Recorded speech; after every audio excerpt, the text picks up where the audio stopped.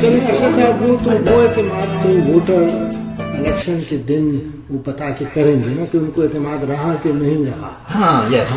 لیکن اس سے پہلے ہی سپریم کورٹ نے تو عدم اعتماد کا اظہار کر دیا اور ان کو کہا کہ یہ صادق بھی نہیں ہے, امین بھی نہیں ہے, اور اس لیے وہ سیٹ سے بھی گئے اور وزارت عظمیٰ سے بھی گئے.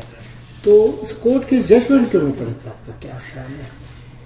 ٹھیک ہے, کورٹ کی ججمنٹ پہ مجھے نہیں پتا, میں چونکہ قانون کو اتنا نہیں جانتا کہ ہم قانون فیصلے پہ کوئی کامنٹ بھی کر سکتے ہیں کہ نہیں کر سکتے.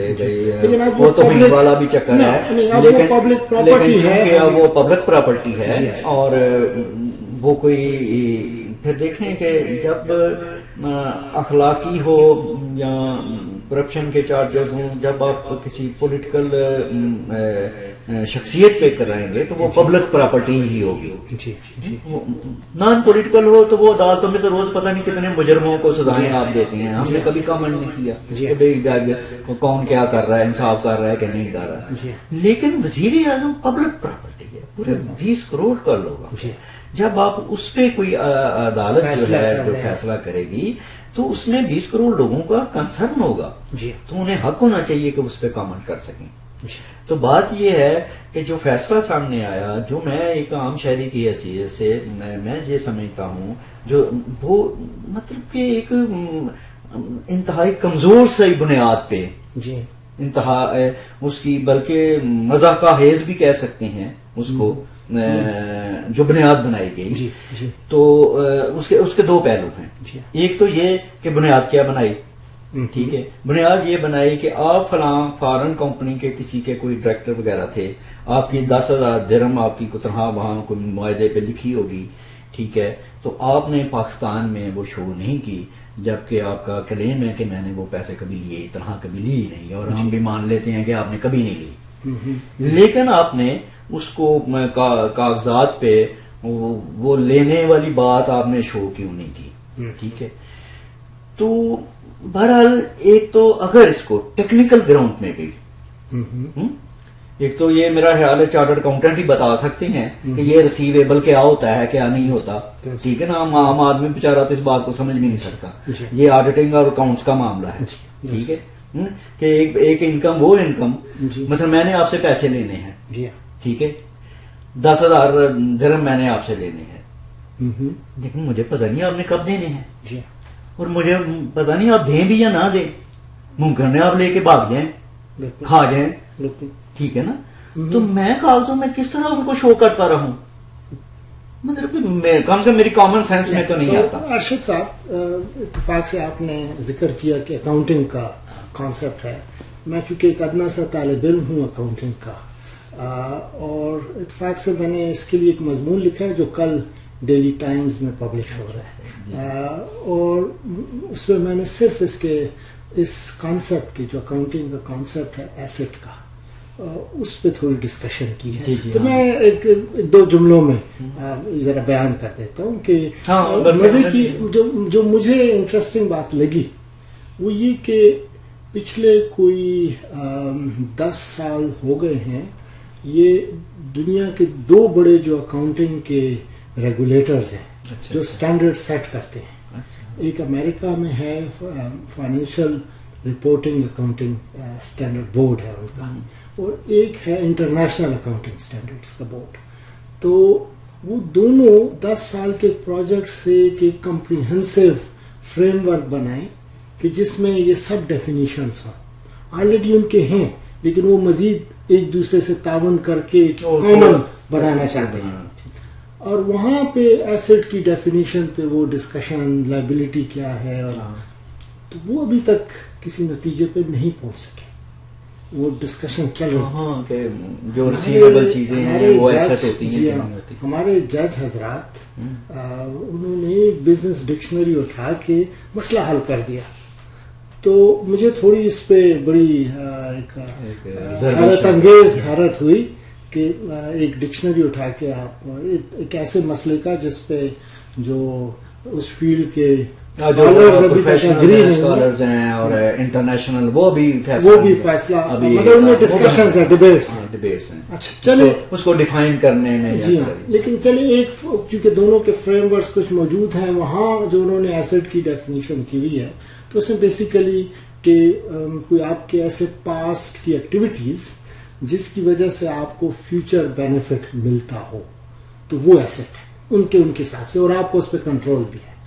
آپ اپنی جو آپ کی جو ورک فورس ہے اس کو ایسٹ اس سے نہیں کہہ سکتے، حالانکہ وہ امپورٹنٹ ہے، فائدہ تو دے رہا ہے کیونکہ آپ کو اس پہ کنٹرول نہیں ہے. تو کنٹرول کا ہونا اور اس سے کوئی فیوچر اکنامک بینیفٹ کا ہونا، یہ بڑی کلیدی چیزیں ہیں ایسٹ کی ڈیفینیشن میں. اب یہاں پہ وہ تنخواہ والا قصہ کہ باپ اور بیٹا آپس میں ایک ایگریمنٹ ہے کہ نامنل یہ ہم لکھ دیتے ہیں، دونوں کا ارادہ نہیں ہے، نہ اس کا دینے کا ارادہ ہے نہ اس کا لینے کا ارادہ ہے. تو اس میں وہ پرسنل پرائیویٹ وہ ایک پرسنل ڈومین ہے، ایک پرائیویٹ. میں آپ کو بتاؤں میری اپنی ایک چھوٹی سی کمپنی ہے. جی جی جی. میرا بیٹا اس پہ پارٹنر ہے، 25% کا ایکول پارٹنر ہے. ٹھیک ہے جی. لیگلی اس کو پارٹنر بنا دیا گیا. ٹھیک ہے، لیکن چونکہ وہ اس میں پریکٹیکلی انوالو نہیں ہے. ٹھیک ہے، اب ٹیکنیکلی کمپنی کا جو پروفٹ ہے، جو شیئر وہ 25% کا شیئر ہولڈر ہے. تو اب اس کو 25% اس کو پروفٹ جو ہے جب سال میں نکلے تو اس کو جانا چاہیے نا. ٹھیک ہے، لیکن میں نہیں دیتا کیونکہ وہ انوالو نہیں ہے. وہ اپنا کام کرتا ہے. تو ایک میں اپنی لیگل سیف سائڈ کے لیے، میرا ایک ہی بیٹا ہے بطور وارث لیگل، یا کل کو مجھے کچھ ہو جائے وہ پراپرٹی کا ایک اونر ہو مطلب. ٹھیک ہے نا، دوسرے دیگر پارٹنرز کے وہ اس کا ایک لیگل پوزیشن ہو، اس کا حق ہو. اب مجھے کوئی آڈیٹر، مجھے کوئی جی آئی ٹی مجھے پکڑ لے کہ بھائی یہ تو 25% کا اس کا حق ہے، وہ تم اپنی جیب میں ڈال رہے ہو، تمہاری ایڈیشنل انکم ہو گئی ہے. کوئی بھی ایسی کوئی نقطہ نہیں. یہ دیکھیں یہ جو فیصلہ ہے، ایک تو دیکھیں یہ دو طرح سے کمزور ہے. ایک یہ کہ دلیل جو بنائی گئی وہ ایک بڑی عامیانہ سی ہے، وہ مینوفیکچرڈ، وہ بڑی مینوفیکچرڈ بھی آپ کہہ رہے ہیں، چھوٹی سی ہے، مائنر ہے.